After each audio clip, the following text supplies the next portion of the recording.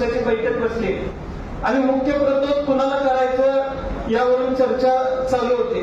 आदरणीय पवार साहेबांनी माझं नाव पुढे केलं आणि साहेबांनी माझं नाव पुढे करेपर्यंत मुख्य प्रतोदाचं नेमकं काम काय असतं हे देखील मला माहित नव्हतं. पण परत समोर बसल्या बसल्या मी गुगलवरती मुख्य प्रतोदाचं नेमकं काम काय वाचलं आणि जयंत पाटील साहेबांनी सगळ्यात आधी त्या नावाला संमती दिली.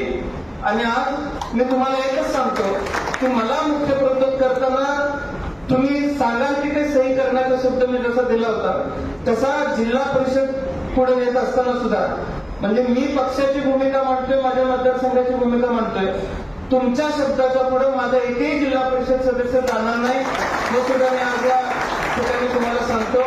तुमच्या नेतृत्वामध्ये मला विश्वास आहे की सांगली जिल्हा परिषदेवरती आपण सत्ता स्थापन करू हे सांगायला आता कुठल्या ज्योतिषाची आवश्यकता नाही.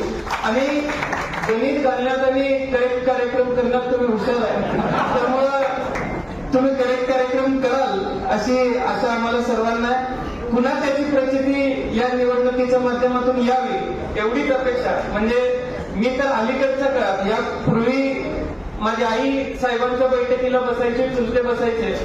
फार अलीकडच्या काळामध्ये जयंत पाटील साहेबांबरोबर वेगवेगळ्या बैठकांमध्ये मला बसायला मिळालेलं आहे. त्यामुळे आता ते हळूहळू करायला लागले की साहेबांना हुशार माणसं काम आणायचं. आणि आता जर यातनं प्रचिती आली साहेब तर आमच्या समोर करेक्ट कार्यक्रमाचा एक आदर्श उभा राहील आणि भविष्यात आम्ही सुद्धा त्यातनं काहीतरी शिकू.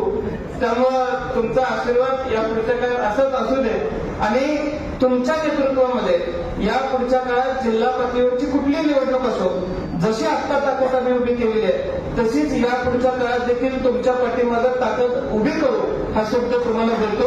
आणि यावर तुम्हाला काय वाटते कमेंट बॉक्समध्ये लिहा. चॅनलला सबस्क्राईब केले नसेल तर नक्की सबस्क्राईब करा. जय महाराष्ट्र.